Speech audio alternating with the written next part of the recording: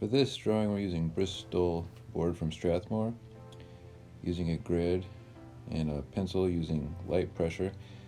Just get a general sketch that we'll trace with a pen.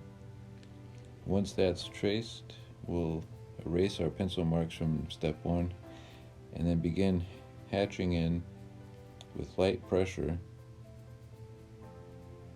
areas in the drawing where there'll be darker contrast, and I used the angle of all of the hatching to be the same as the threads on the patch, so that way it would look a little more convincing when we do the final textures. You can see I'm starting to anchor in some shade there in parts of the drawing where there are a stronger tonal value.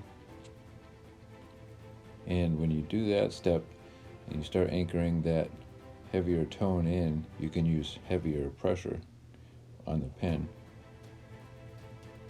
It's handy to have several pens around because the tip of the pen, it gets hot, it's just a spinning ball inside the tip, and so it'll kind of clog up, so have extra pens handy. I also like to use a fine tip pen for the light, real subtle surgical details, and then a thick pen for real deep shade values.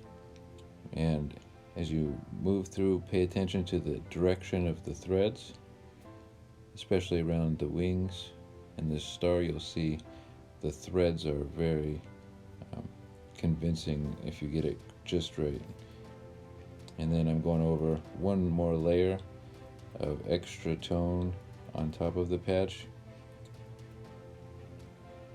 And you can see that the threads on top of the patch do have a beginning and an ending, and they loop a little bit, and all of that loop is very mechanical the way it looks down the patch.